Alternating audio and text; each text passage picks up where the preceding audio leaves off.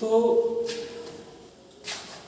हम लोग first year की क्लासेज आप लोग के स्टार्ट होने जा रही है, online classes.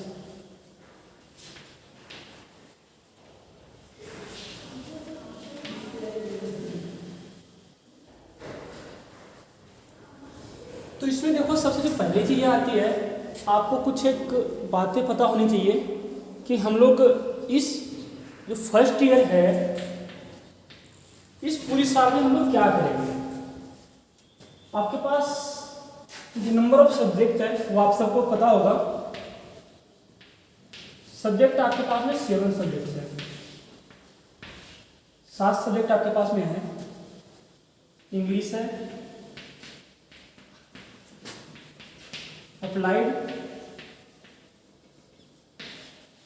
Math, chemistry, physics, English,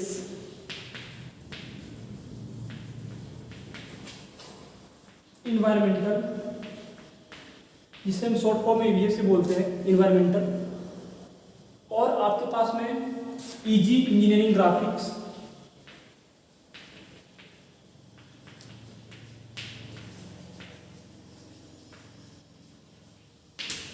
और आपके पास में क्या है, एक सब्जेक्ट और आपके पास में FEE, फंडामेंटल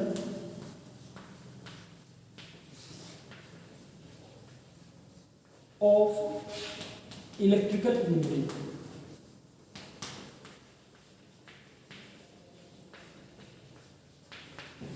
इतने सब्जेक्ट आपके पास में हैं। इंग्लिश है, math, chemistry, physics, sorry English दो बार लिखा गया है, environmental, graphics, fundamental of electrical engineering. और ये पूरे जो जितने भी सब्जेक्ट हैं, आपको पूरे 1 ईयर, एक साल में आपको क्या करना है, पूरे को कवर अप करना है। और इसके 2 पार्ट होते हैं। 2 पार्ट कैसे कैसे होते हैं, ये जो सिलेबस है आपका 2 भाग में डिवाइड रहता है। वो किस प्रकार से होता है, मैं आपको समझाता हूँ। इससे क्या है कि ये पूरा हमारा 100 नंबर का सिलेबस है, समझ लो 20, 20, 60, ठीक है।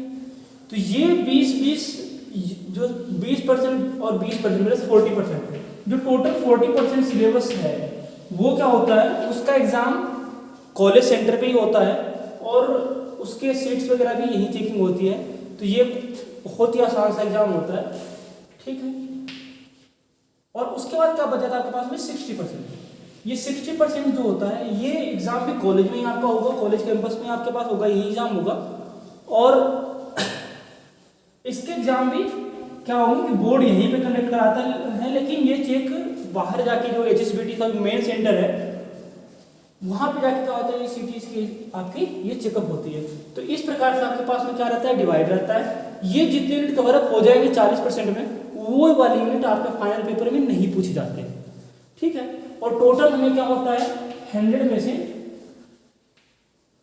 40 मार्क्स लाने होते हैं, ठीक है ना। तो ये टोटल 100 मार्क्स है, और 100 में से हमें कितने गेन करने हैं, 40 नंबर लाने हैं। जिसमें से ये जो 40 नंबर है ना, इस 40 में से आपके 25 मैक्सिमम काउंट हो सकते हैं। मैक्सिमम 25 आपके क्या होंगे, यहाँ से काउंट हो जाएंगे, जो कि यहीं पे कॉलेज में चेक होगा। और ये नंबर आपके कहाँ पे काउंट हो जाते हैं, वो यहाँ पे आपके पास काउंट हो सकते हैं, ठीक है ना। अब लास्ट जो बचा था, कितना बचा था, वो 60 मार्क्स। इस 60 में से आपको क्या करने हैं, ओनली 50 मार्क्स, मतलब केवल और केवल हमें क्या करना है, 15 मार्क्स हमें लेकर के आना है। और हमारे पास में से आराम से हम जो आपका फर्स्ट ईयर है वो हम क्या कर जाएंगे, कंप्लीट कर जाएंगे, और हमें कोई दिक्कत परेशानी भी नहीं होगी। बहुत ही आसान सिलेबस है, इसमें ज़्यादा टॉपिक नहीं है, कुछ ज़्यादा उलझन नहीं है, बहुत ही आसान आपको सब्जेक्ट लगेगा, ठीक है ना। तो अब हम लोग चलते हैं अपने क्लास की ओर। मैं आपको भी क्लास बताऊंगा, जो सब्जेक्ट आपको पढ़ाने जा रहा हूँ, बताऊंगा जिसके बारे में, उस सब्जेक्ट का नाम है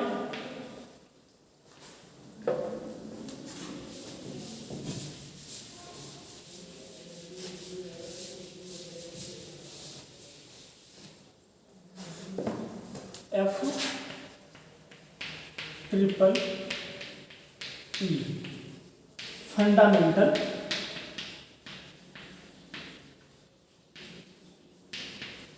फंडामेंटल ऑफ इलेक्ट्रिकल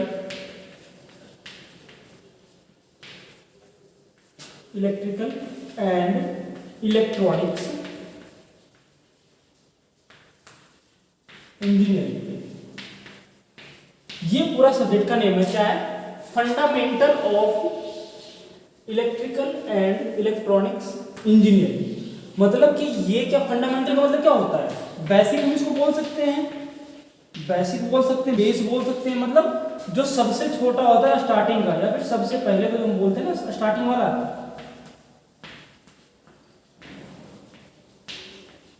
या स्टार्ट वाला। तो ये स्टार्टिंग के यूनिट, स्टार्टिंग का सब्जेक्ट होता है, जिसमें कि पूरे के पूरे क्या होता है, इलेक्ट्रिकल का बेस, जिसे हम बोलते हैं ना कि किसी भी चीज का बेस। ये बेस पूरा कहाँ होता है? ये बेस पूरा आपका इसी सब्जेक्ट के अंदर में आपके पास में आता है। इसमें पूरे हम इलेक्ट्रिकल के बारे में पढ़ेंगे, बेसिक जितने भी बेसिक कॉन्सेप्ट है वो सारे के सारे हम क्या करेंगे, हम यहीं पढ़ेंगे। आप लोगों ने कुछ प्लस 2 में पढ़ा, 10th में पढ़ा होगा, तो ये वही सारे सब्जेक्ट जो हमने वहाँ पे पढ़ा है उसको हम यहाँ पे क्या करते हैं, थ्योरेटिकली प्लस प्रैक्टिकली दोनों चीज़ों को हम क्या करते हैं, यहाँ पे प्रूव करके देखते हैं। ठीक है ना? तो मैं कोशिश करूँगा कि आपके थ्योरेटिकल के साथ में कभी कि प्रैक्टिकल की वीडियो भी आपके पास में चली जाए, वह पूरी मेरी कोशिश रहेगी, ताकि आप लोग को समझने में कम से कम परेशानी या दिक्कत आए।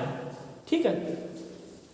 और फिर भी अगर किसी को दिक्कत आएगा तो एक नंबर है, आप उस नंबर पे मेरे से कॉन्टेक्ट कर सकते हो। नंबर ऊपर लिख रहा हूँ,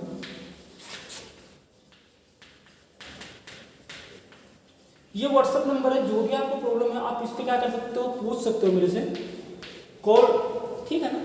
व्हाट्सएप नंबर है, इससे अगर किसी को और भी कोई प्रॉब्लम है, कुछ भी प्रॉब्लम है, तो आप यहाँ पे जो भी इलेक्ट्रिकल के रिगार्डिंग आपका प्रॉब्लम्स होगा, आप यहाँ से आप क्या कर सकते हो, सॉर्ट आउट आप कर सकते हो। जो भी आपको प्रॉब्लम है आप यहाँ पे पूछ सकते हो। ठीक है? इस नंबर पे। अब देखो अब जैसे कि इसका नाम क्या बता रहा है, फंडामेंटल, तो फंडामेंटल बेसिक्स होगा। अब देखो इलेक्ट्रिकल का बेसिक क्या होता है, सबसे पहले हम देखते हैं इलेक्ट्रिकल क्या होता है।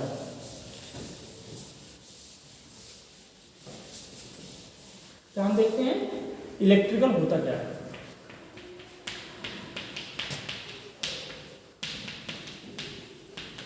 इलेक्ट्रिकल का मतलब क्या होता है आप सबको पता होगा, विद्युत या फिर जिसे क्या बोलते हैं, बिजली बोलते हैं, कुछ भी बोलते हैं, ये सारे के सारे क्या है, इलेक्ट्रिकल को ही बोलते हैं। लेकिन जो हमारे पास है वो क्या है, मोस्टली सबसे आसान जो वर्ड हमें लगता है वो क्या बोलते हैं, हम इलेक्ट्रिकल बोल देते हैं। इलेक्ट्रिकल सबसे सिंपल है। तो इंग्लिश बहुत जगह पे क्या होता है कि तब लगता है, लेकिन बहुत जगह पे क्या होता है, बहुत ही आसान लैंग्वेज होता है, और सबसे ज़्यादा क्या करते हैं, हम यूज करते हैं। हमारे जो डेली लाइफ है ना, हमारी डेली लाइफ में कम से कम 50 से 60% इंग्लिश तो हम बोल ही लेते हैं, हर चीज़ को हम बोलते हैं।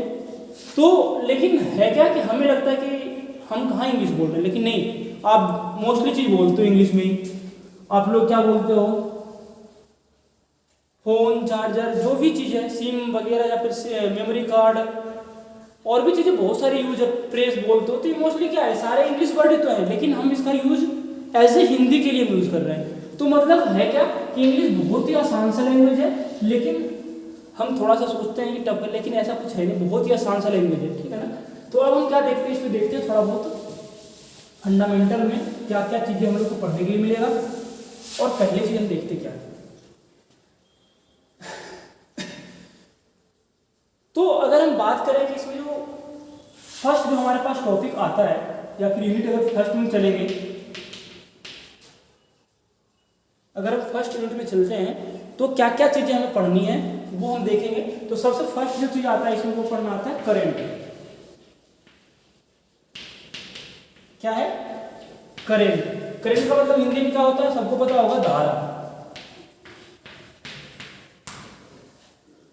ठीक है? इसका मतलब होता है क्या है आपके पास में, इसका मतलब होता है धारा। अब हम किसको करंट बोलते हैं, आप सबको पता होगा, क्या बोलते हैं किसको, flow of electrons in any close circuit. Close circuit is called current. Simple सी बात है।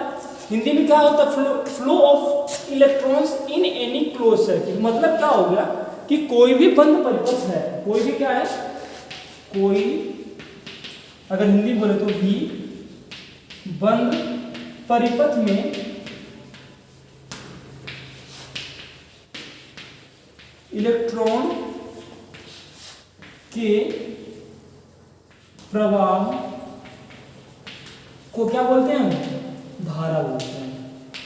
हिंदी में अगर हम लिखना चाहे तो ये लिख सकते हैं, इंग्लिश में लिखना चाहे तो क्या कर सकते हैं, ये लिख सकते हैं। इंग्लिश बहुत ही आसान है, इसलिए मोस्टली इसी का यूज करते हैं, क्योंकि सबको मोस्टली ये पता होगा क्या बोलते थे करंट को, फ्लो ऑफ इलेक्ट्रॉन्स। लेकिन फ्लो ऑफ इलेक्ट्रॉन के साथ जब तक आप सर्किट को क्लोज नहीं करते, दैट इज वहां पे इलेक्ट्रिक करंट नहीं हो सकता।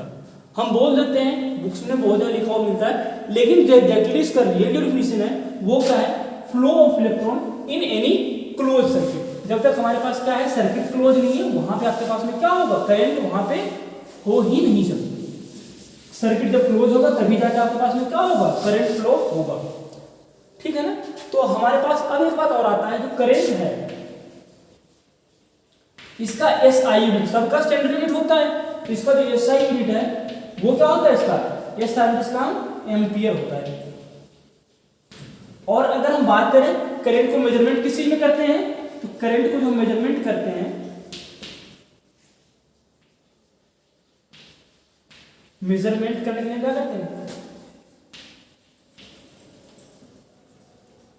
मेजरमेंट करने के लिए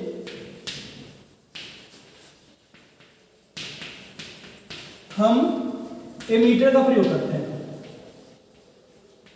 एमीटर का प्रयोग करते हैं। या फिर अगर हम इंग्लिश में लिखें तो क्या लिख सकते हैं, क्या लिख सकते हैं, फॉर मेजरमेंट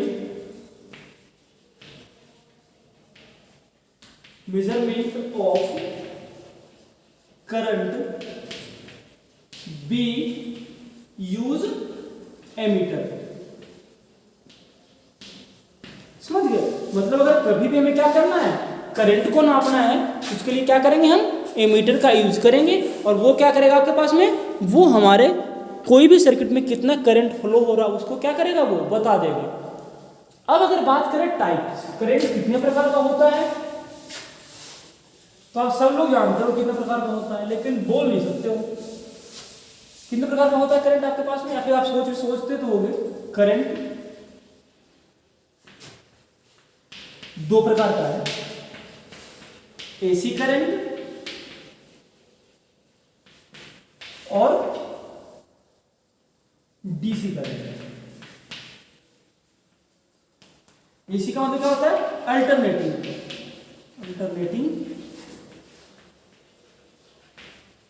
करंट, और डीसी का मतलब क्या होता है, डायरेक्ट करंट।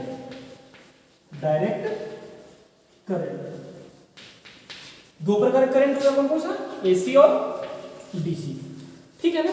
अब अगर बात हम करें एसी करंट क्या होता है, डीसी करंट क्या होता है,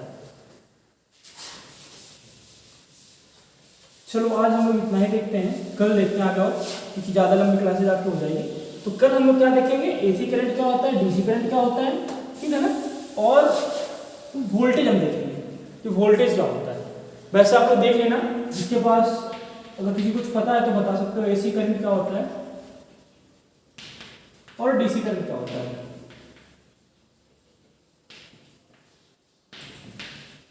ये आप लोग सोचना होता क्या है, ठीक है ना। फिर कल हम लोग क्या करेंगे, इसके बारे में डिस्कस करेंगे। कल जो नेक्स्ट क्लास जब भी आपकी आएगी उसमें आपको क्या मिलेगा, जो एसी करंट क्या होता है, डीसी करंट क्या होता है, उसके बारे में आप लोगों को पता चल जाएगा। ठीक है।